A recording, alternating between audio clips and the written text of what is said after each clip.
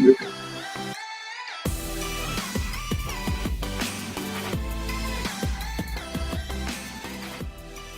morning, good life. Welcome back to Amy TV, where we come together to help you go after the life you want. Take a look at your calendar. What do you see? Maybe it's digital, filled with random birthdays and some doctor's appointments. Or maybe you're the type that has one laying flat on your desk and you scribble lots of notes for things that you hope you don't forget. No matter what type of scheduler, calendar user that you are, these things can be used in so many different ways for so many different things. But ultimately, it's the calculator of your life. How much time do you actually have? It's all displayed right here in your calendar. So in today's video, I want to talk about one of my favorite strategies for going after the life that you want, and that is the practice of calendar blocking. Whether you're new to the concept or not, I'm going to introduce you to the technique and talk about the keys to leveraging it to becoming more productive. If you like productivity videos just like this, make sure you subscribe to this channel and turn notifications on. Also, just so you know ahead of time, there is a fun printable download in the description so that you can get started with calendar blocking right away. Calendar blocking is the act of scheduling chunks of time on your schedule for things you plan to do. But it's not a specific type of thing that needs to qualify to go on the calendar. When you are properly calendar blocking, you're adding everything to your schedule. Your need to do's, your want to do's, tasks, appointments, even free time. As a matter of fact, I recommend you use calendar blocking for absolutely anything that you can think of as much as you're comfortable with. Because the more that you use it, the more you can see how much time things actually take and how much that extra time that you have, that free time that seems to slip away so easily, how precious it is and how easily we give it away. First, I don't want you to waste any time. Sit down with your calendar and just start scheduling everything that you always do. Do you work Monday through Friday from 9 to 5? Add it to the calendar. Do you drop the kids off at school on your way there? Add it to the calendar. Do you sleep? Okay, well, maybe life isn't so simple, but yeah, it's a very important appointment that you have with yourself every single day for a very extended period of time, and it should be on the calendar. Okay, now take a look at that. These are the things that you always do, whether you want to or not. You're keeping pretty busy, aren't you? What about the wish you were's or the somedays or the try to's of your life? Where are they gonna go? You can look at the state of this calendar right now and just get frustrated. You can absolutely do that. That is something a lot of people right now, if they just did key number 1, they will do that. But what good is that going to do? I'll tell you the same thing that I said in a tweet recently. Your reaction doesn't add or take away from any given situation. It adds or takes away from you. If you react to the remaining time on your calendar, what you actually have to work with in a glass half full type of mentality, this is not going to work for you. You're allowing the status quo to be the case going forward. You don't have the mindset that it takes to make changes in your life. That is a state that is going south. That is not calendar blocking your life to success. If you want this to work, you need to be in the right headspace. I want you to grab that half full glass of wine and look at it for what it is. It's a beautiful thing. You have a job, you have a family, you have a life, and that takes time. And those are all the good things that are happening right now. You just want a little bit more. Well, this is pretty good, actually. I think, I'm pretty happy with this. Get out of your own way, say cheers, and move on. Now take a break from the calendar for a second and list the tasks you need to do. Not things someone needs to do, not things you want to do, things you need to do that if you don't, there will be a direct consequence. We're not trying to test the waters or add any potential risk into our lives. So that we don't feel like we're falling behind on the things that are vitally important, we need to get ahead of them, and that is where calendar blocking can help us. So just address them, write them down, put down the things you need to do. Based on the knowledge you have of previous experience or what you think might happen, write down next to those tasks how long you think they're going to take. Is it 1 hour? Is it 20 minutes? Maybe it's longer than 2 hours if you had to estimate. Now we're going to dive into that calendar. Based on what you think it's going to take to get those things done, block spaces of time to when you can do the tasks you need to do. I don't know about you, but when I go through this process, I immediately feel better that there is now a date and time and potentially a game plan for doing something that is looming over me. Is it the hardest part? No. Actually making it happen is the hardest part. But if it's always sitting on an arbitrary list that doesn't represent the actual time in your life, it's not even close to getting done. But if you actually make it a point to decide when you're gonna focus on something, it feels a lot better and you're not procrastinating on it. Things happen. The timing might be a little off and maybe you have to reschedule something. But doing your best to get ahead of the game is sometimes half the battle. This is where it gets very fun. Start listing the tasks that you want to do or the things that excite you that you wish you were doing. Have you been wanting to start a side hustle business? Do you wish you were fluent in a foreign language? Have you been meaning to write that book? There are a lot of things that we wish we were doing, but the most amount of time we have dedicated to any of them is scrolling somebody else's social media feed to be a little bit jealous of the success that they have found in that particular area that you haven't even tried to do. This reminder of the lack of our accomplishments is not inspiring. What does inspire you? Get them out of your head, write them down. Which ones feel right? Which ones maybe feel a little bit off? Which ones feel like you can see yourself in that scenario? Which ones get you so excited that you wish you weren't making a list right now and you want to immediately get up and go do the thing and shiny object syndrome. Pick one. Which one genuinely excites you the most? Calendar blocking is a great idea, and maybe you need to get more productive in all the things in your life. But if there's not something on your calendar that actually gets you excited that you did all the stuff you had to do and now you get to focus on what's important to you or what you aspire to, it's just kind of a worthless strategy that we're not going to take seriously more than the first time. Decide what the first step is going to be on that thing you want to do and block it on your calendar. If you can't find any free time for the next few weeks and you really can't move anything, that's okay. Schedule it. Look forward to it. You have something to look forward to. But maybe also there's something on your calendar that you don't actually have to do. That need to do conversation, the things we say we need to, otherwise there will be consequences. We often put things on that list that don't actually have to be done by us. So maybe this is a moment to reassess some of those things and say, I really want to start writing my book. Do I really have to do that other thing? There are things I have to do, but is that one of them? The more proactive that you get about scheduling your whole life, your tasks, your needs, your wants, your inspiration, the better you get at saying no to things that don't matter. Ooh, and then we find some more free time then, don't we? Yes, yes we do.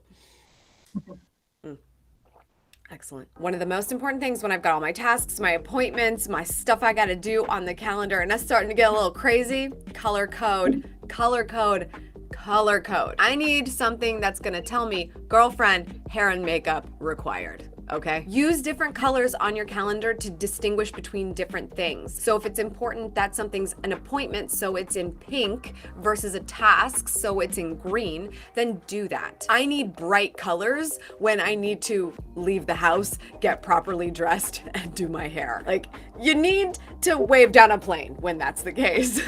But if it's like a work from home day and I'm just chugging away at some administrative stuff or doing things around the house, it's a softer color on my calendar. It's like a light pink. This is where calendar blocking gets really fun, is when you use the sister strategy of task batching. It's more of an advanced look at all the things that you need to do, appointments or tasks, and trying to find the similarities so that you can do similar tasks at the same time when you're in that mode. These types of things can add up. Don't go to the bank on one day, the grocery the next day, and the dry cleaner the day after that. Knock all of that stuff out. You'll probably find that you're quicker in each of those scenarios and can do all three in less than 2 hours. And you're not running around all over creation every other day of the week. And here's a pro tip that hopefully will give you a little bit of confidence. Don't fall into the trap that you batching your time is inconveniencing others. Absolutely no one is going to respect your time the way you need to respect your time. If you want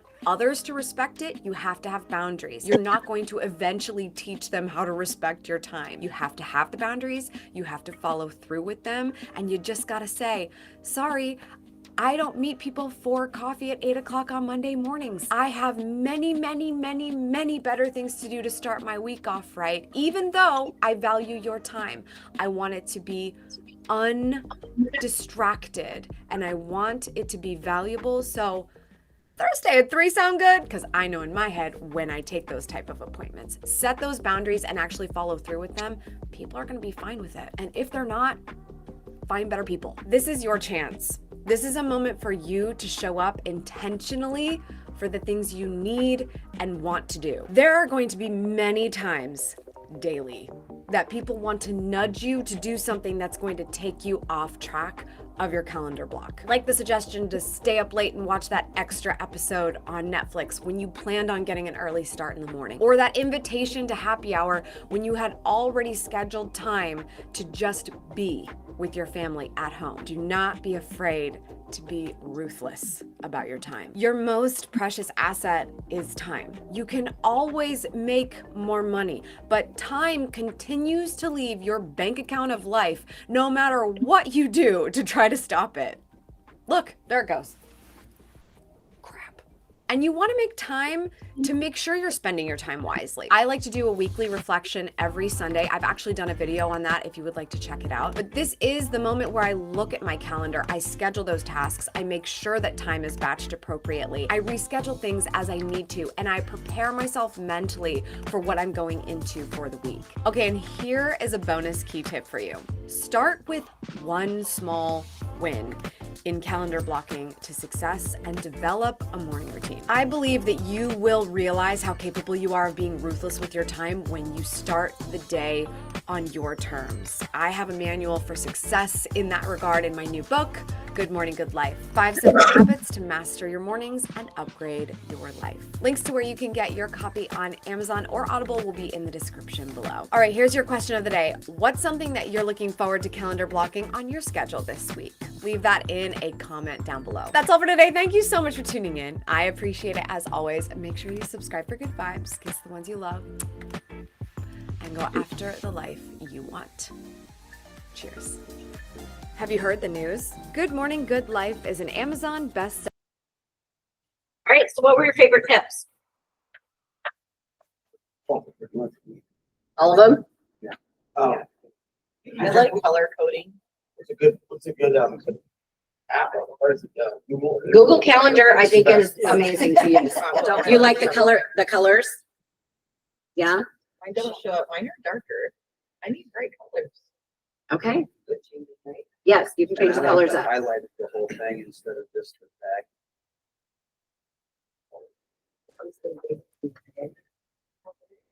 No, she's in. Oh, she's in.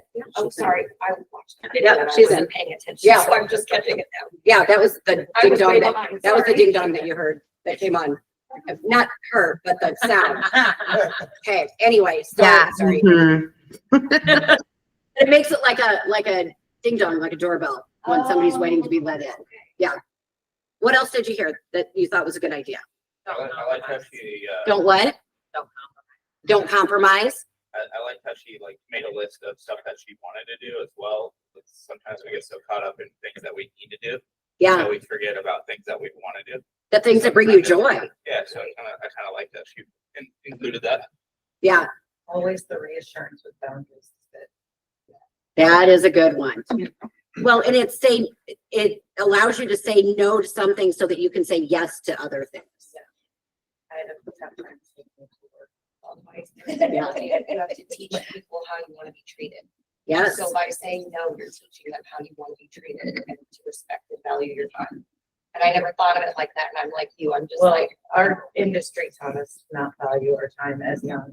Yes. 20 years ago, it was like, you need to be here 8 to 8, 7 days a week. Yeah. you're correct. And it was speed to leave. Yeah. Yeah. Yes. You had to be You don't fast need when out to there. drink. You just stand there and you do your job as hard and as fast as you can.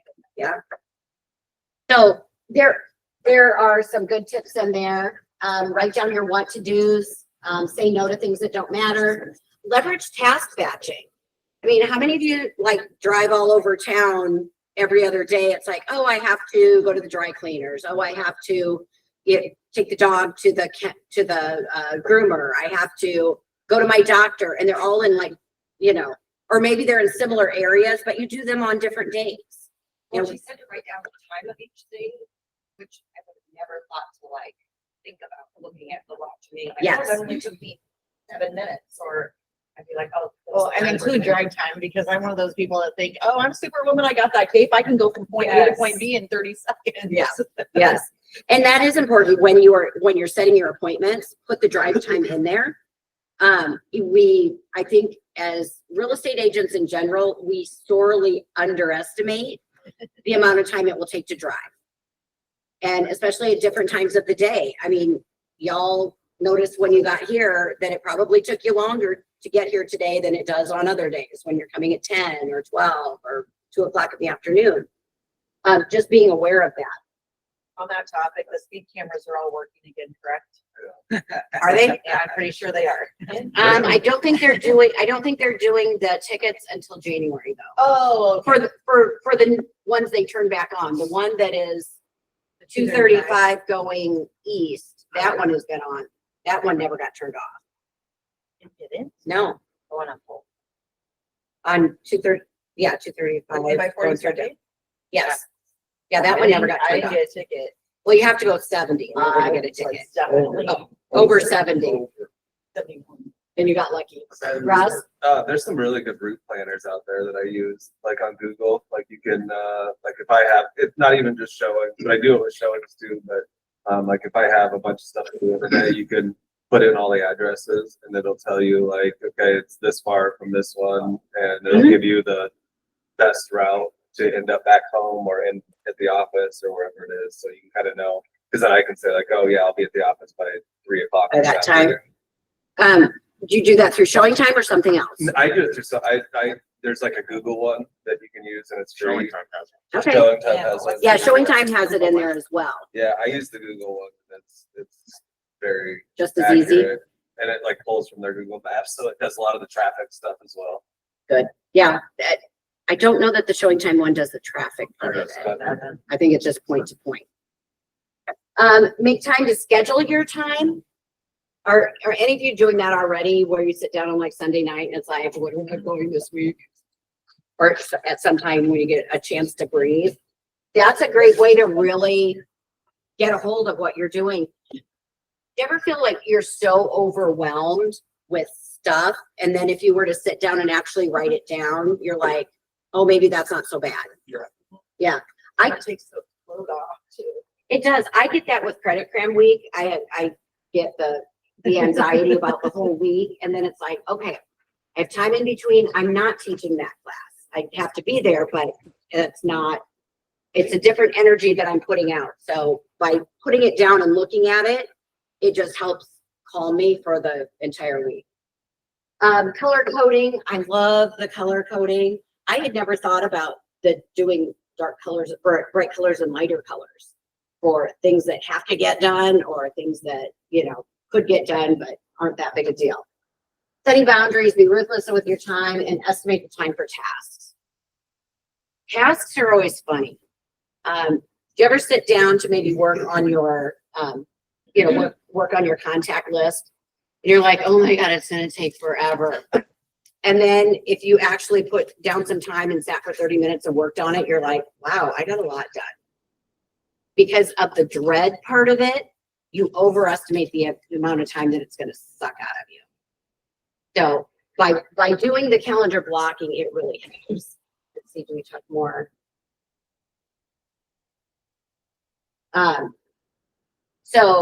Shane Torres is calendar blocked forever. And if you ever want to see a person who gets a lot of stuff done in a week, it's going to be Shane and Becca as well. I mean, the two of them. But Shane has taught for a long time about how he calendar blocks. And he starts first and foremost with personal and family. That's where he starts with this business. Personal and family. It's like, what are my kids doing? Where do I need to be? Are we having a family dinner? Do we have, what family stuff do we have? And then he puts in, actually kids are first. And then he puts in family and church. That goes in there as well for him. And then he puts in personal. And for personal, he's talking about things like getting a haircut, going to the gym, Eating. It's on his calendar. Oh, it is? Yes, and because he does a lot of like for strength and all of that. So he says what kind of meal it is too. And seriously, I mean, I don't know how he gets everything he gets done, but that's a good part of it. I bet he sits all over the place all day long, so he would forget. Because lots of people. Oh, forget sure. to eat. If you're trying to do a training regimen, you Yeah. have to be disciplined. Yes, I mean, he's really I good, don't have it, but. really good like that. I mean, to get your hair done, that takes a chunk of time. If you get your nails done, I mean, that's a regular maintenance kind of thing. All of those things need to be on your calendar. So now you've got your personal, your family, your, your health, your spiritual. Now you can fill in the blanks for work. Because we do have a certain amount of flexibility. Now, if you're doing things like you have classes, those you can't change the time on. So then put those in. See if you have to flex anything from the other stuff for that. And then just block it out. I'm going to be in the office, or I'm going to make this the time where I meet with new clients. She's not wrong as far as you meet a new client. How many have done well, what time do you have available? And I'm going to make it work. No, it's like, I have this time or this time. Do either of those work for you? And most people, I mean, if somebody said that to you, would you have an issue? Would you think they were rude or not professional? Of course not. I don't know that you're taking 2 hours off to do whatever. Yeah. You are telling them your availability Yes. is. And if somebody says, hey, are you available at 2:00 on Thursday? And you've got your kid's Christmas program in there, it's okay to say, oh, I'm sorry, I have an appointment at that time. How about this? You don't have to miss your kid's stuff. Okay, so I have a good example of this. So I've been a self-employed hairstylist for 22 years. And I was horrific at, I mean, you wanted your eyebrows waxed at 8:00 for $15, I'll be there, because that's what we were told what it takes to start a business. So so I worked every Saturday my entire life until one day somebody was like, well, you just don't offer them Saturdays. And I'm like, well, then what do you do? You just don't tell them. So with this, I was really bad at the beginning as well. But now I always say, like, I can get you in the house at this time or this time. So it's not necessarily me saying I'm busy or I'm doing this or it's just vague as far as like, just the house is open at this time and I can get you in. Or Absolutely. I know, yes. Except she's a step ahead. She's now switched to online. I'm still old school. This is how bad I've trained my clients. If I go to the restroom and they come in early, they'll go ahead and they'll flip through my books to make sure that they have a spot. Oh, and they'll write their name in. Yeah. And then be like, hey, I already pre-booked my appointment, put it on my calendar for you. Thinking they're being helpful to me. Yeah. I'd sit that up and take it to the bathroom with me. Yeah, I really gotta break this cycle because they're so invasive. Yes. Well, They it's think hard that I'm in this- here for them. It's hard in this business because it's just 20 years ago, we were taught that Yeah. And we work 7 days a week, 10 Yeah, to 12-hour days. yes, Yeah. always. Did you And set you, everything and you seven double, o'clock? Never. you double. I worked at a both. mall. Oh, yeah. Holiday hours were 14 to 16-hour days. And now I'm watching like these Instagram trends where these like younger girls are like, oh no, I work 4 days a week. It's $4.60 for a haircut. Have you not seen this? It makes me so sad. Well, I'm proud of them. Yeah, I'm good like, for them. Good for you that Yeah. you're. No, you it know, makes me like- sad that I'm not, Oh, that I didn't. that you're learn not from there. them Me too. first. Me You know too. what I mean? I wish Yeah. I. And you can definitely use that. I mean, just give people what works for you. Are there going to be situations that come up? And we do have fires that come up, right? Even with inspections, you guys, it's like, oh, that's what time the inspection is. Be part of that coordination in the time frame. Like, hey, your client, it's like, what time are you available? And what time am I available? Do you think we could schedule it with the inspector this afternoon or this morning rather than something different? If you're an agent who is there, most of you guys are, aren't you? Okay. I talked to some agents that are like, oh, it's too much liability for me to be at the home inspection. I don't agree with that, but there are some that are out there. We got some of your tips as well. One that she didn't come up with was adding calendars. So you can create multiple calendars. Like we have the training and events calendar for concepts. You should subscribe to that because then you can turn it on or turn it off and will overlay on your main calendar. You can have a family calendar. You can have individual calendar that you share with someone. In one of her other videos, because she travels so much, she has what she calls a travel calendar and shares it with her mom. And that way her mom always knows where she's at in the world. And we did talk about, don't forget prep time or drive time. Make sure you have that in there. And then there are the pings. So Google Calendar is automatically set for a 10-minute reminder ping. Have any of you noticed that? I'll tell you what, it has saved me for 1 or 2 meetings where I forgot that I had them. And I was working on something in the office and 10 minutes before it pinged and I'm like, oh, okay, I need to be in the think tank in 10 minutes. We're going to stop this and go over to that. But you can set it for whatever time frame you want. I mean, you could have it ping you an hour ahead. So the notification. Yes, the notification. It's just a little ping that happens. And I like use a timer. So when you're calendar blocking, if you're going to sit down and work on your sphere list or update all of your contacts, which is one of those tasks that is boring and hard to get into, or you're going to work on your website for an hour, set a timer. Not necessarily your phone, because every time your phone goes off, you're wanting to see what it is. It's like, oh, you don't need to know that there's another cat video on Facebook.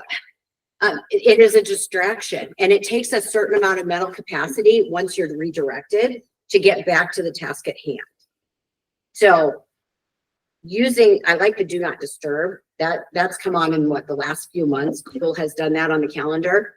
And so then it doesn't ping you during that time. You can set it for certain notifications to always come through.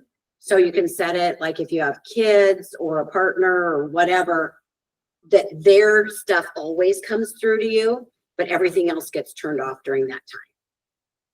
Really helpful. Calendar invites. How many of you invite your client on the calendar? You do that? Isn't that helpful?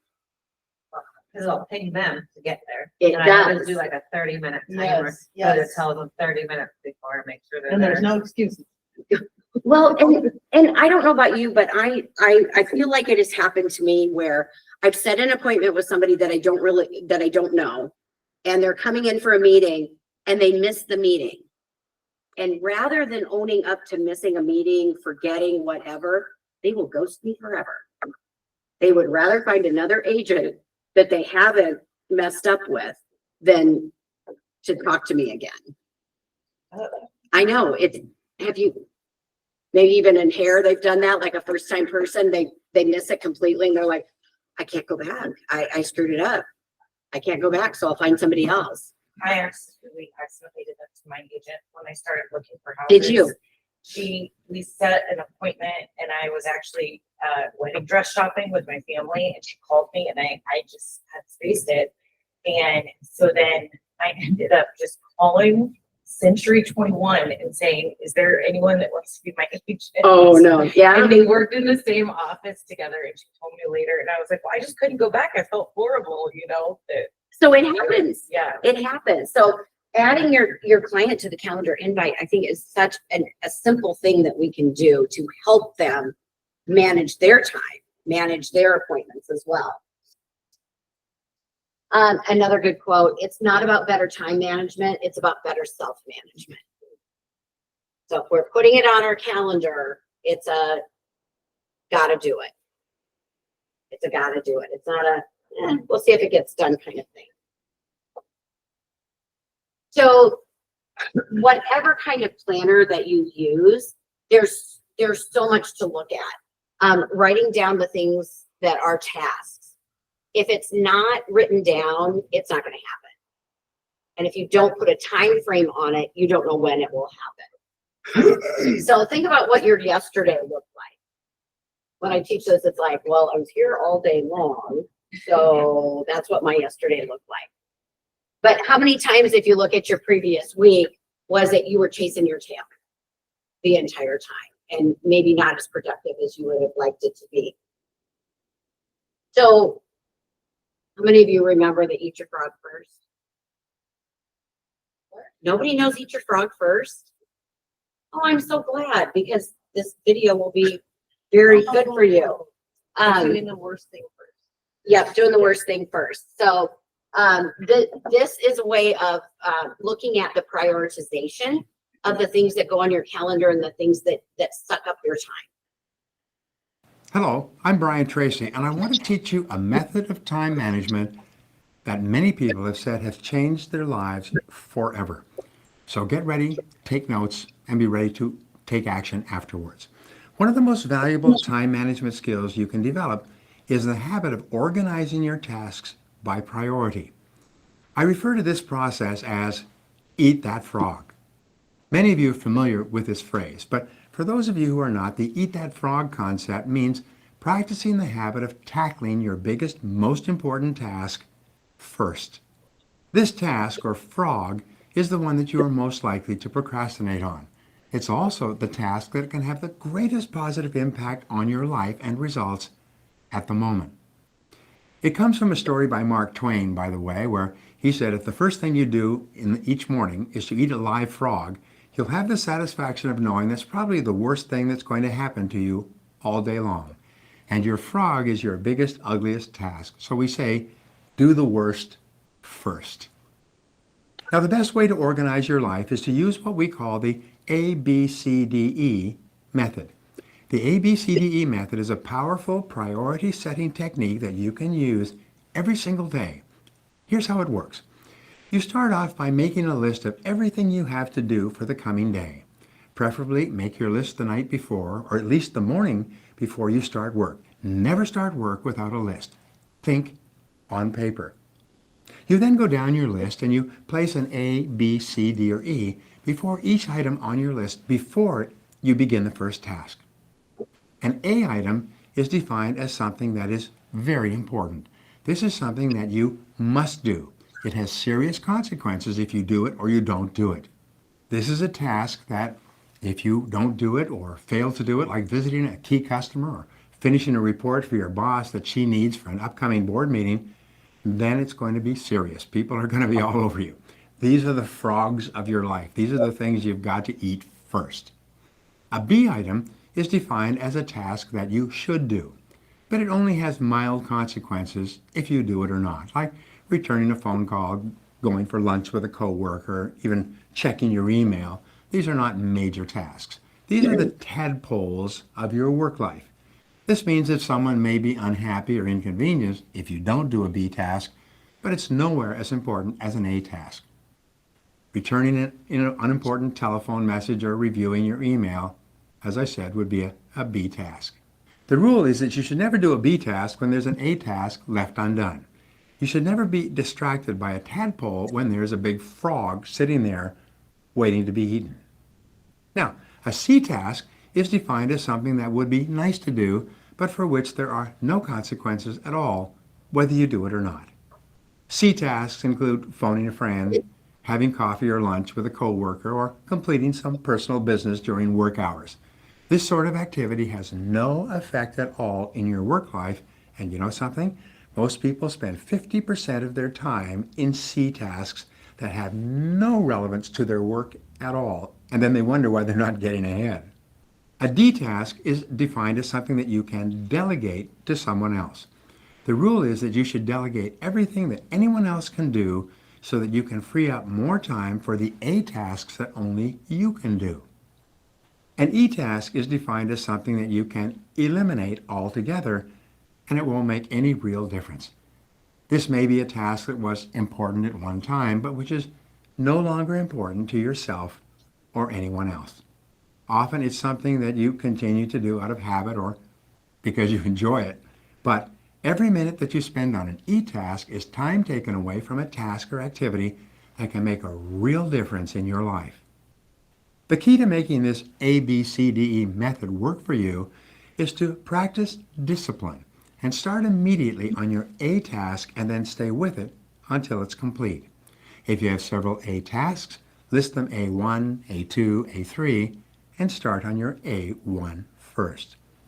Use your willpower and your mental strength to get going and keep going on this one job, the most important single task you could possibly be doing. Eat the whole frog and don't stop until it's finished completely. This alone can double your productivity the very first day you begin using this system.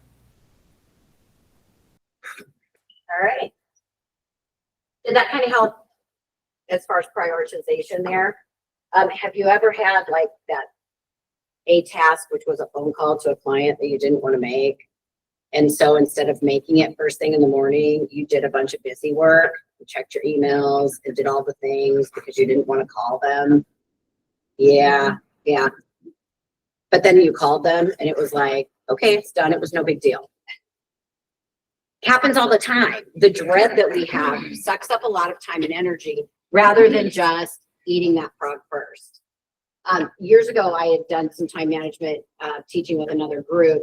And afterwards, I sent everybody rubber frogs to keep on their computers to remind them to eat their frog first in the day. And it helped for a while. It helped stop to be able to do that. So this just speaks to what's your tomorrow going to look like?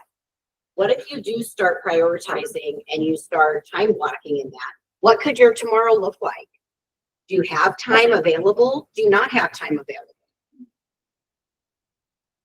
And another quote that I really love, instead of saying I don't have time, try saying it's not a priority and see how that feels. That can go either way, right? You know, it's like going to visit somebody. Oh, I don't have time to come visit you. Instead of saying that, oh, it's not a priority for me to come visit you. Oh, that one hurts a little when I think about family in Oklahoma. Like, yeah, I don't have time. It's not a priority. I don't have time to work out. Well, it's not a priority. So what are your priorities? So I think that's a good one to it's a good litmus test. Now, Tom Ferry subscribes to, anybody follow Tom Ferry? He is very energetic, has lots of ideas, and he always subscribes to what he calls the hour of power. So it's 1 hour a day where you are focused on client related tasks, where you're reaching out to clients, you're calling, you are direct messaging, you are connecting with your people. And his idea is that you need to do it at least 5 days a week, whichever 5 days those are, but you have to do 1 hour. And if you can't do 1 hour a day, then you didn't work that day. You just did other stuff. So 1 power hour in 1 hour of power every day, at least 5 days a week. And you get to decide when it is, which is great. I'm going to skip that one there. Anybody subscribe to Jared James? Also very energetic. The difference between Tom Ferry and Jared James, I think, is Jared James has sold, where Tom Ferry, he is a sales teacher, so he's always been in the instructor part of it. Jared James has had a very successful real estate business, so he's actually been in sales. So I think he speaks a little more clearly to it. And one of his podcasts, he said, your success going forward really will be determined by substituting skill where talent used to be enough. So being able to just naturally talk to people was good. And a lot of people came through, especially, if you started, 2020, say 2015, 2016, you started since then, up until the last couple of years, business has been really easy. It's not easy for everybody, but interest rates were good. Inventory was out there, lots of buyers and sellers. It's gotten a little more difficult now. And I worry about some of the agents who started during the times when it was so easy, because they didn't have to be organized. It was, if I can get there first, I'm going to win. But They didn't have presentations put together. They haven't kept good contact lists. They haven't followed up with all of those clients who might be ready to sell again or purchase another property. So the skill is something that you can always learn. Talent is that natural piece of it, but skill anybody can learn if they practice. So his advice is always practice, go screw up. Or anybody like, I have to get it right all the time, the perfectionist people. Does it ever stop you from actually doing stuff? Yes. Yeah, because it's like, oh, I have to have the perfect presentation before I can go talk to a seller. So I'm gonna stay back from that. Or a system. I have to have a ritual or a system. I've been trying to let that go. Yes, Because I've learned in real estate, I thought you could learn a certain way and it's gonna be exactly that transaction every time. oh, that'd be great. That'd be so good. I remember Shane saying, and this really stuck with me, I don't remember exactly the wording, but he said, it's better to have it done than, or it's better to have it done than it be perfect. Yep, done is better than perfect. That's it. Yep, done is better than perfect. And, you know, even if your system's not ready, it doesn't matter how great your system is if you don't have any people to use it with. So, I mean, those client facing, those getting belly to belly with people, that's the most important. And then making sure that you have a system to support it. But we had a lot of people who just did the, hey, we're gonna meet, we're gonna get a house, and now I'm gonna meet somebody else and they're gonna get a house. And so there are a lot of people who got left on the side. Statistically, I believe NAR said that 87% of people surveyed said they would use their agent again, but only like 15% do. Isn't that crazy? But stop and think. I mean, some of it is, you know, their agent goes out of the business. That happens, retires, or it doesn't work for them. But the biggest thing is follow up, because we tend to follow up for maybe 2 or 3 years with that person who just bought a home, but now they're not buying their next home for 7 to 10 years. So we're missing the boat. It's just like, okay, we stop here because we never heard from them. We invited them to all the things. Well, I didn't need you. All of the follow-up is about staying top of mind for that. And if you've got a good relationship, it's for those referrals. And if I don't know how many times people just on an open house, or they call you to look at a house and you ask if they're working with an agent. Yeah. And you're good sometimes to even get a first name out of them. Right. And that's somebody who they're actually actively working with. Yeah. And so if they already don't, if they can't come up with that when they're actively working with you, then who knows if you're not staying in front of them all the time after the fact. Right. Or providing some sort of value that causes them to think about you and to refer them to their friends, or refer you to their friends. Because that's the biggest piece, right? If the person that's there, we're not going to get anything out of them for, on average, 7 to 10 years. It's having that connection so that they refer us to their friends. But we can't say, well, they didn't refer me anybody, I'm just going to lose them altogether. We still have to keep up on them, or keep up with them. Start keeping track of little victories. So that's always that piece about breaking things down. Like, well, my goal is to have 10 closings this year. Oh, okay, that's great. What are the things that you have to do to get to those closings? You know, what are your own stats? So how many people do I have to talk to get an appointment? I mean, it goes back to all the sales, the sales stuff. How many people do I have to talk to get an appointment, to get face-to-face? How many appointments do I have to actually get somebody on a listing contract, or now a buyer representation contract? And then how many of those am I going to take to completion? Because those are all stats that you can track. If you've been in business for a while, look at your previous years. You know, how many deals do I keep together? When I write an offer, does it get to the finish line? When I have a listing, is it getting to the finish line, and how long does it take to get there? Anything worth doing is worth tracking.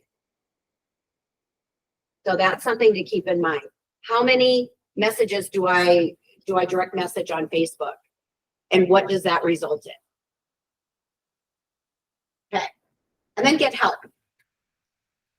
Sometimes it needs to be mental help, but get help. So many agents get to the point of burnout before they get an assistant. And that's always the first step. I talk to a lot of agents and they're like, I'm so busy. I need to start a team. No, the first thing you need is an assistant. So use, who does that now? Use Faith, because she can do some of that transaction coordinating. She has a different name for what she does though. But she does things beyond what your TC does and can take some things off your plate for fairly minimal money when you think about it, because your time is money. And the more money you have, the more things you can pay people to do. But that's the first thing. Start using Faith, then get an assistant, whether it's part-time or full-time. And I think we were just talking about the numbers. I think Shane was saying when you're hitting about 8 million in sales is where you need an assistant. Maybe it was 6. I think it was we were going back and forth. I think Matt was saying 8 and Shane was saying 6, or the other way around. But somewhere in that, if you're doing that kind of volume, you need help. You need somebody to work with you. And then starting a team is a whole different thing, because now you have responsibilities. You have management duties, basically. So starting a team doesn't solve the problem of not having enough time. It just adds additional issues to it. So get help. You can't expect to succeed if you only put in work on the days you feel like it. So this goes to that goal setting piece, right? So it's like, this is what I want to do this year, but oh, it's cold out today. It's snow. You're laughing because you know we've all thought it, right? I was thinking that last night. I'm like, oh, it's gonna be snowy in the morning. I don't want to go. But or it's too cold or it's too rainy. Talked to agents in Florida and they were just like, we schedule according to the weather. We know that it's going to rain from this time to this time, and we just don't schedule anything for that. It's so crazy to me. But when it rains, in that particular area, it rains really hard. Yeah, it's like a monsoon. So you've got to put things on your calendar that are non-negotiable. If it's on my calendar, I'm going to do it. I'm going to finish it. Oh, we already talked about, is it time for an assistant? It might be. And then what can someone else do at home, at work? What are the things that you're trying to do? Are you sending out Christmas cards to your entire client list? Do you have to do that yourself? No, you have options. You can use Creative Concepts and have them send it all out for you. But you're like, oh, I want it to be handwritten. No problem. Do you know a teenager with decent handwriting that could do it for you? I mean, it doesn't have to be your handwriting, because all of that is you're more likely to open an envelope that has actual handwriting instead of a label on it. So it doesn't have to be your handwriting. How cheap can you get a teenager these days? It's not that cheap for babysitting. Oh, babysitting's obnoxious, I've heard. Oh, They're out of control. I'm so glad I passed that. Yeah. There's some envelope companies now that do handwritten, like when you order your Canva, I think has one. And I mean, I had to look at this one 10 times to see if someone actually handwrote it or if it was a printed on deal. And you thought it was through Canva? I think it's through Canva. I can't remember for sure, but I got one from somebody else, another realtor. I got it in my mailbox. Yeah. I opened it. I was almost appalled. I was like, how did I open this junk mail? You Yeah. know? And Wow. and it was really good. I was amazed by how close it looked like they had handwritten it. But when you really looked at it, it was all just printed on deal. I know there's some out there. And actually you can have your handwriting turned into a personal font.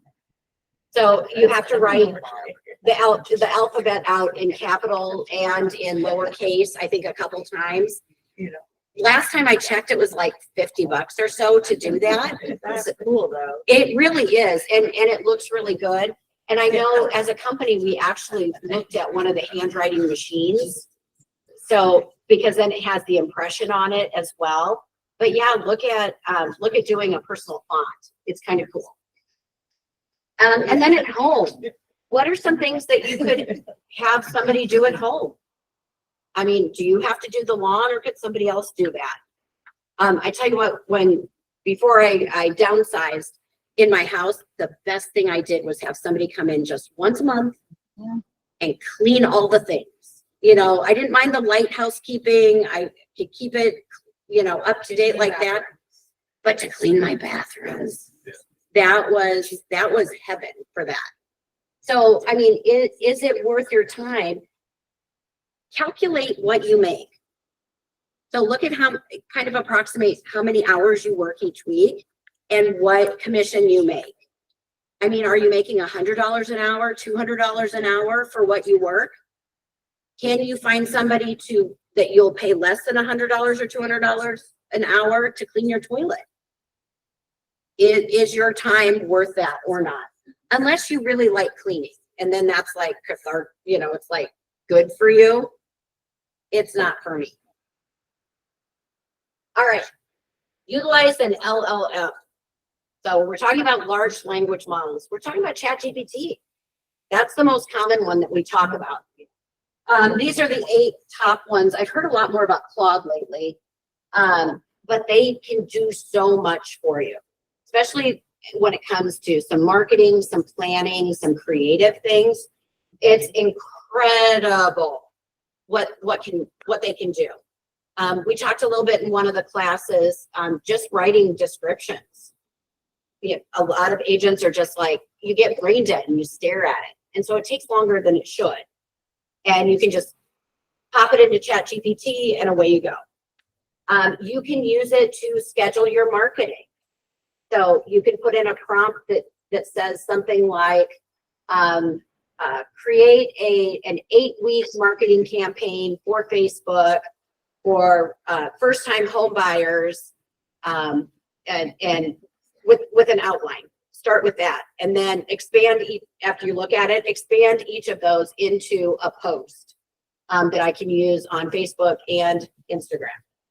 And so it can do all of those things for you, where you might be looking at, okay, when am I going to do this? How am I going to do that? And utilize what the marketing department puts out as well. Each month they have a marketing schedule and all the stuff that goes on it. So you can sit down for an hour, schedule everything out, done. And I know a lot of people are like, well, I don't want mine to look like everybody else's. Okay, how many times do you see the same thing out there? I'm like friends with most of you on Facebook, and I hardly ever see repeats. Well, there's also that whole thing where they can schedule up to 4 times a week for you as well. Yes. In that system, and you can pick, if you don't like the one that they're going to schedule for you, you can just keep picking on that same thing. Yeah, there's so many options. I think marketing is one of those things that takes a lot of time and kind of scares a lot of people. Madison talked about video yesterday, and one of the things that she showed was one of the clips she showed was like a talking head thing, she called it, where it was basically like an interview. And she said that person probably sat down, had somebody ask her 10 questions, and then it was all split up into 10 different things and put out there. If you follow, she's the one who does, Davis, Glenda Davis. I think that was her. Linda Baker? Baker, that's it. But if you follow the one who does, it's called Crazy Shit in Real Estate. And she's from Georgia, I think. That was the one, right? No, Lee Brown. Oh, Lee Brown. If you follow Lee Brown, Crazy Shit in Real Estate, she has shown how she does it. Well, she will batch all of her videos. Well, quite a few of them, the ones that she schedules out, and she will do it in her office, but she'll bring different tops to trade out. So it looks like it's all done on different days. Oh, that's smart. Yeah, but her hair's all done, her makeup's all done. She's in the zone for doing it, and she just changes out her top, so it doesn't all look the same. So lots of things that you can do with this.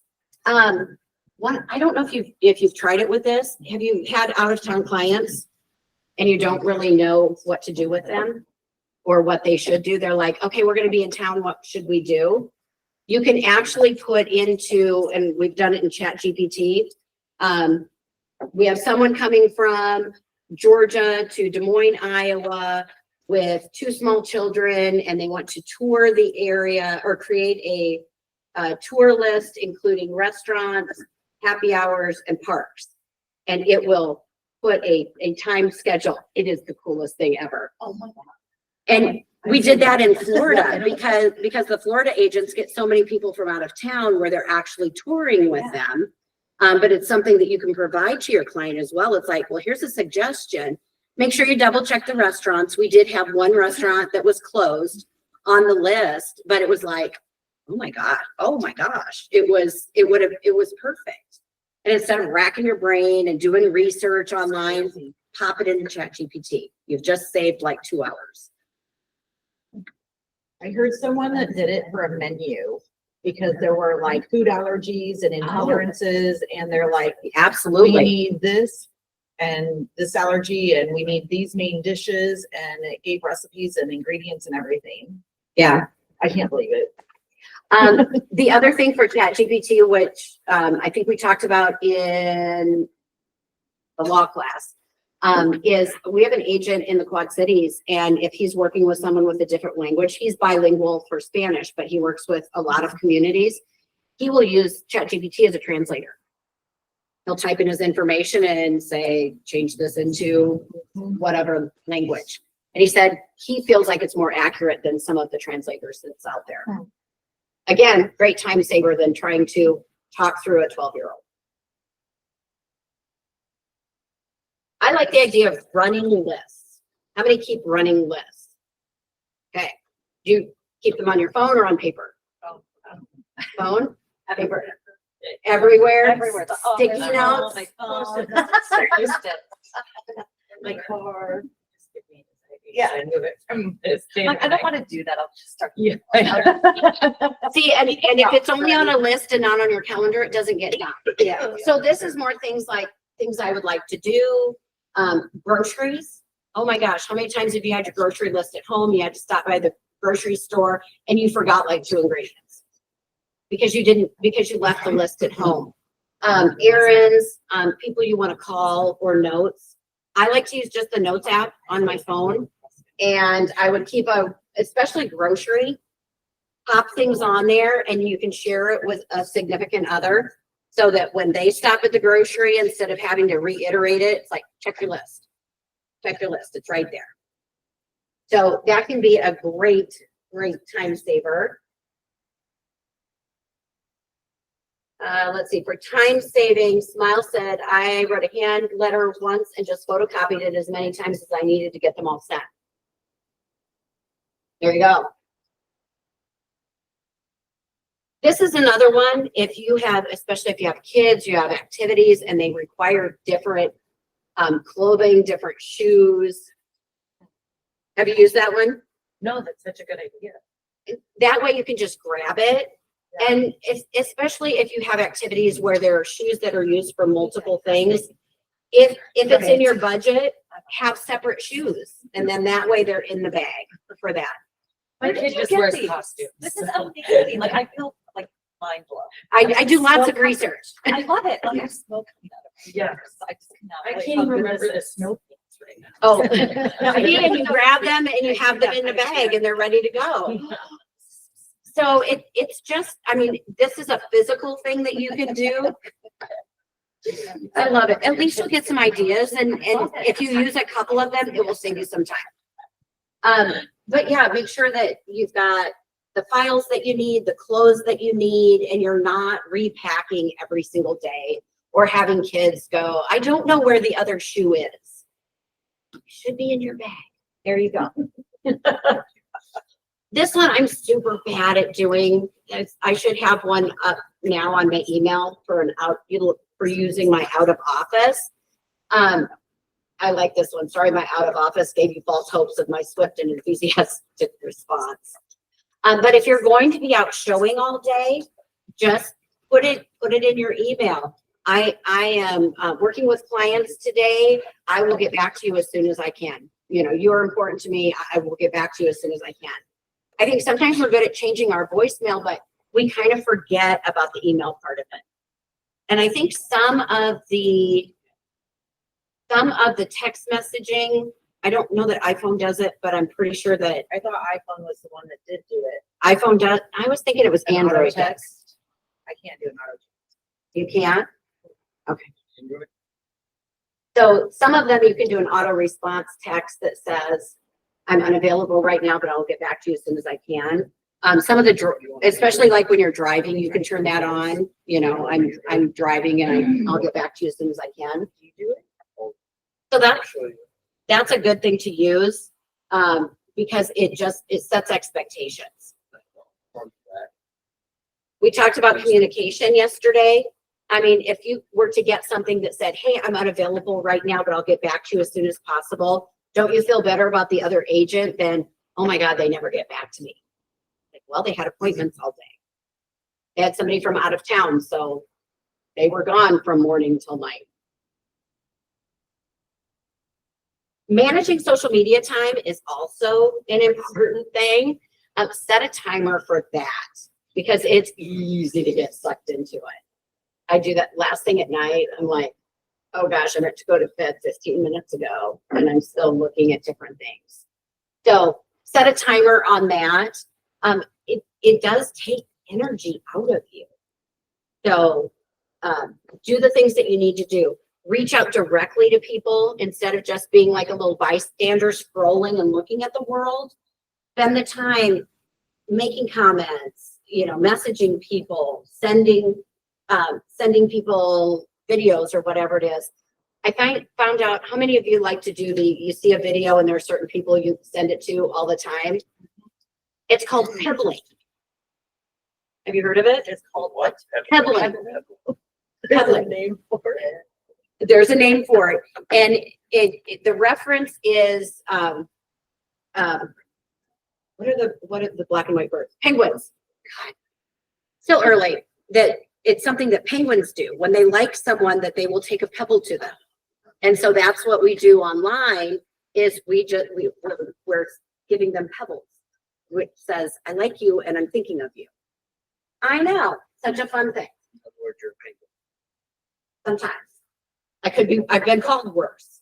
So Or a lot of black. I do. But set a timer, manage your notifications. So you don't have to have all of your social media notifications turned on. That's a big one because every time that dings or every time that pops up, are you looking at it for quite a bit? So you don't have to have those on. Set the time that you're going to look at it, respond to all the things you want to respond to, and then move on with that. And then friend lists. Did you know you can create friend lists on Facebook? Not a group, because with a group, you're inviting someone to the group and they get to decide if they want to be part of the group or not. What a friend list is you can make a list that's family or family and friends. You can make a list that's just clients. And then if you have a set amount of time where you're like, I'm just going to, connect with my clients, you can go to that friend list and those are the only feeds that you're going to see. So instead of getting distracted by the crazy sister-in-law that is remodeling the kitchen for the 6th time and fired another contractor, you can just go through your clients. I know some of these things are a little personal. So there are some great books that are out there. Has anybody read the Miracle Morning books? So there is one that's specific, the Miracle Morning for real estate agents. And my daughter's not an agent, but she read the original Miracle Morning book. And it does talk about getting up early to get things done. Stephanie's like, no. But the truth is, it's really about the first part of your day, how you start the first part of your day. And for her, she was doing that before her kids got up because she knew if she didn't get it done, it wasn't happening. but she found her day was so much better when she did that. So that is a great book to read. And here's another weird thing to think about is meal prep. How many of you guys do meal prep? Good, we've got a lot of you. You're like, she's too, I have that on she's my so list good. every year. To meal prep. And it's, I love it. Well, you don't have to do it a year at a time. You Well, can I try know, it I'm like, one I'll week. do it. I'll start this week and then I'm like, next week. I've been saying that for 4 years. But there are specific things when you do meal prep. I mean, you have to have your recipes ready. You have to go to the grocery store. You have to set time aside to when you're going to do it. But especially with what we do, how many times are you first, like driving through a drive-through somewhere for food? All the time you used to? Or let's see, or you're stopping at the grocery store for 3 things so that you can make dinner that night. How much time does it take to stop at the grocery store 4 days a week? I go to the store every day. Every day? Yeah. That takes a lot of time if you put that all together. But I don't like to waste food. And Yeah. so if I do that, 3 of those meals will go to waste because time's changed and now I can't eat them. Yeah, freezer. So probably the things you would want to look at are the freezer, things that are freezer friendly. Then you have to remember to take them out. That's what microwaves are for. That's what microwaves are I for. can't microwave. Oh. So there was a book years ago, and now Pinterest has changed all of that. And so actually, I'm sure ChatGPT could come up with it as well. I know. It's like, okay, I already have these things in my cupboard, and I want to meal prep for a week. I know. ChatGPT is your friend. But there was a book years ago called 30-Day Meals, and it had all kinds of stuff. And I mean, think about your crock pot too. Don't you love a good crock pot meal? You walk in the house, you don't like a crock pot meal? I do, but again, you have to plan ahead for that. No, you throw it frozen out of the And bag. put it in at 3 o'clock and it's done by 6. No, you put it in, you do the ones that you put them in the morning and you come home at night and it's warm and wonder. Because you've already done it, and it's frozen in, Oh, from frozen. yeah. You can do bags of them, they're frozen in your freezer. You slide it out in the morning, you come home and you have a delicious meal and the house smells amazing. Putting it on my calendar. This time of year is great for that. Ask ChatGPT. Actually, and Pinterest has. These that are like five I minutes. And then you throw it in. I Yeah. know. It's amazing. I love it. So that can save you a lot of time. It can be good for your waistline. It can be good for your budget. I mean, if you stop and think about the additional money that you spend going out versus having meals that are ready and delicious and that you like. This is another free resource for you. It is conversionminded.com/free resources. And this one has a whole bunch of templates in it. I'd recommend taking a peek at it. It does have a planner in there. It has a blog post checklist, guide to success, LinkedIn prospecting. It has a bunch of stuff. Make sure that you use password freedom biz, and you can connect with all of those things. Yeah, the business plan one was the thing I like. It has a style guide. How many of you lay out outfits or put outfits together in your closet? You do that too? Just the night before, I just grab stuff. I mean, my kids may or may not sleep in my room, so I get ready in the separate room. Okay. Yeah, they're 2 and 5. So, I mean, if you think about your go-to outfits, just having them hanging all together instead of, okay, what shirt am I gonna wear? What pants am I gonna wear? What shoes? And just putting them together when you're planning your week. And then you're putting your bag together with your gym clothes so that that's ready to go and you can grab it all.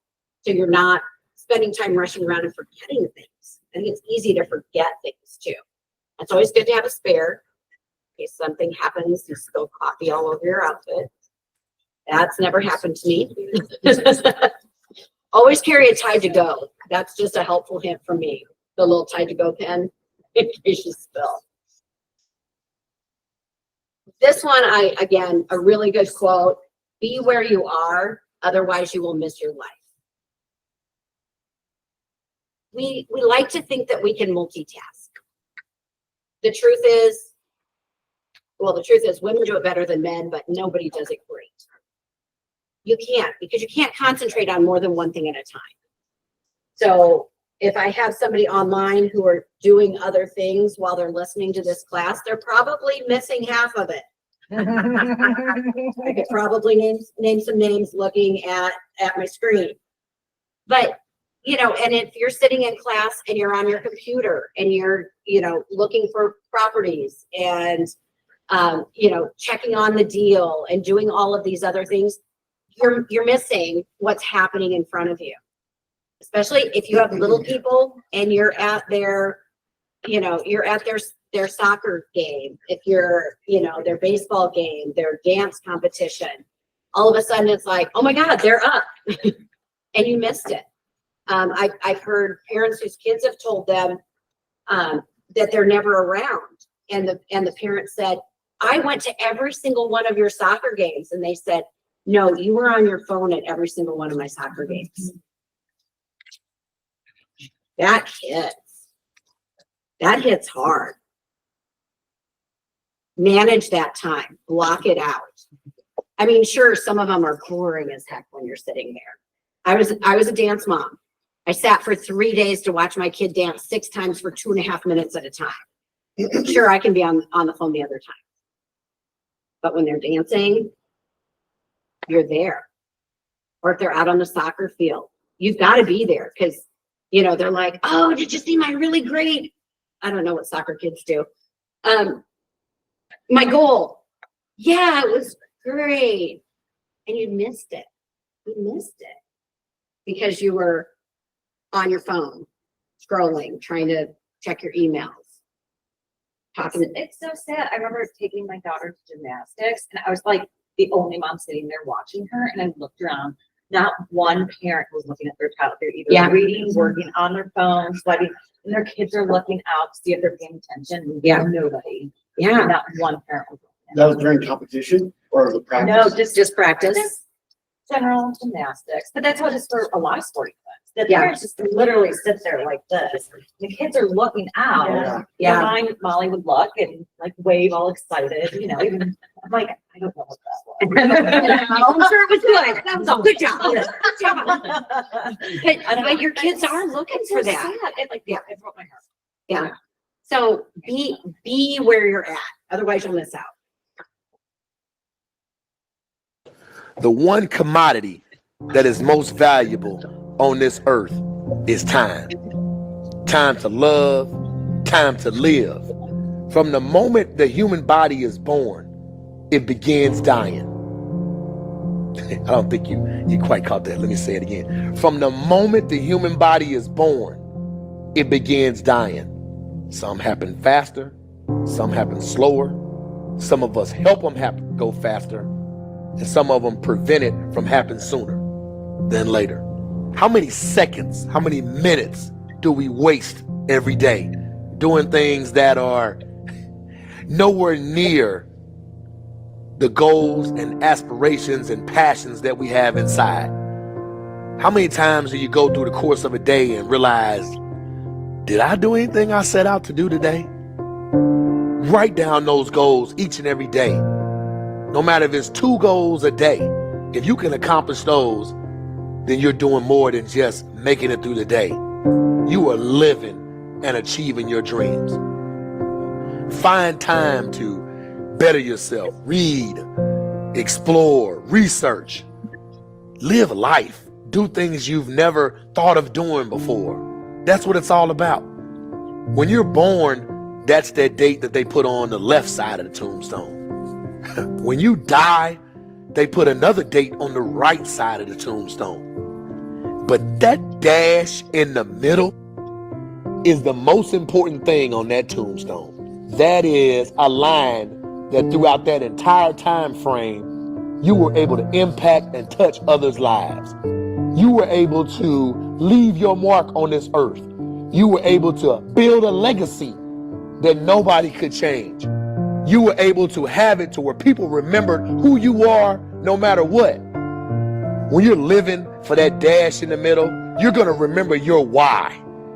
Your why you're here. Not the why did you do something? Your why, your reason for getting up in the morning, your reason for pushing yourself past the brink of exertion and giving up. Your reason for moving on and getting things done in life. That dash in the middle, that's the thing that pushes you. How do you rate yourself on a scale of 1 to 10 in terms of your physical appearance, in terms of your health? Do you take care of yourself? Are you allowing yourself to get overweight and out of shape? Are you conscious of your health?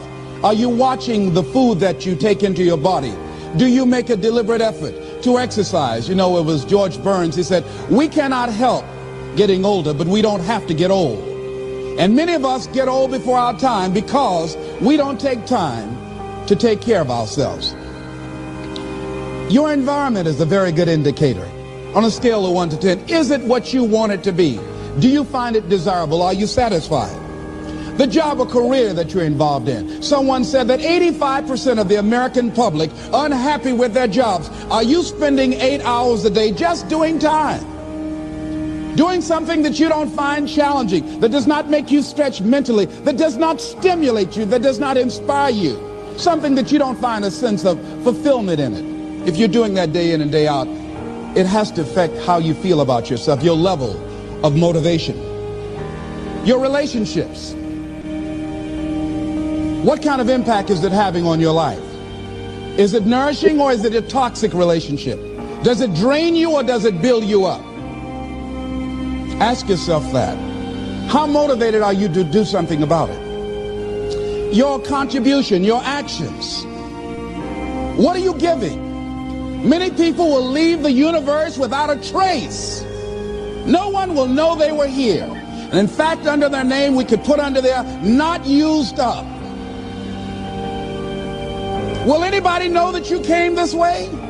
What contribution are you giving? What will you leave? What will be different because you came this way?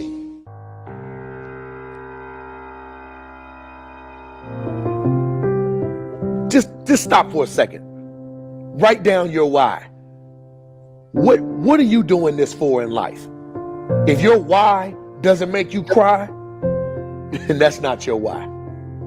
Again, if your why doesn't make you cry, then that's not your why.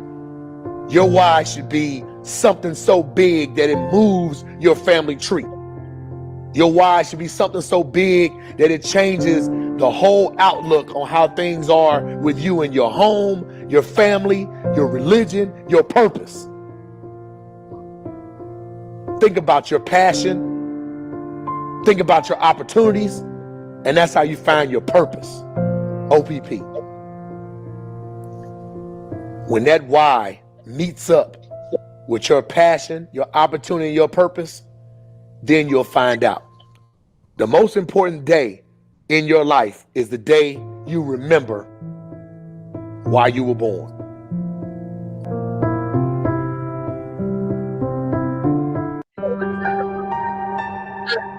Take a minute.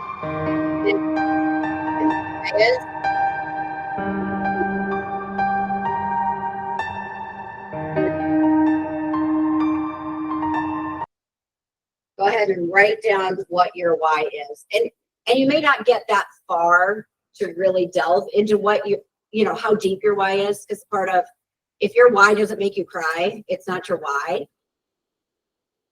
But what is it, the thing that you do? What is it that gets you out of bed in the morning? What is the thing that makes it so that when you've had the crappiest transaction with the worst person on the earth, that you continue? Because this allows you to reach your why, to accomplish your why. When you know that, it makes such a difference. And I always hesitate to talk completely about what's your why, because I've had people leave the business after that. Because this may not be your why. I mean, to be honest, it may not be accomplishing the things that you want to accomplish in your life.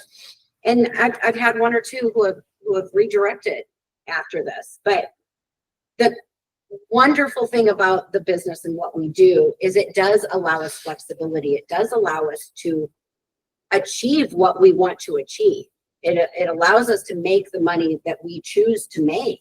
And then we get to choose how we spend that time and how we invest it. So did everybody get a chance to write down their why? I'm not going to ask anybody to share that because what your why is should be pretty personal.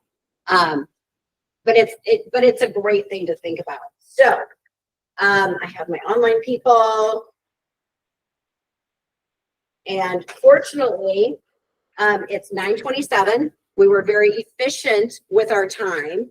We didn't take a break. So actually that leaves like 10 minutes in your world that you didn't expect to have.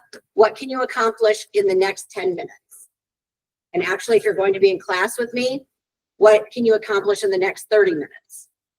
Part of it may be I need a cup of coffee and I need to go to the bathroom, but you've got 10 minutes that you didn't expect to have for sure.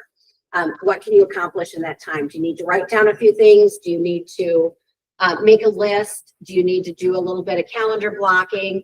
Go ahead and do that, but you are free to go. And I'll see a bunch of you at 10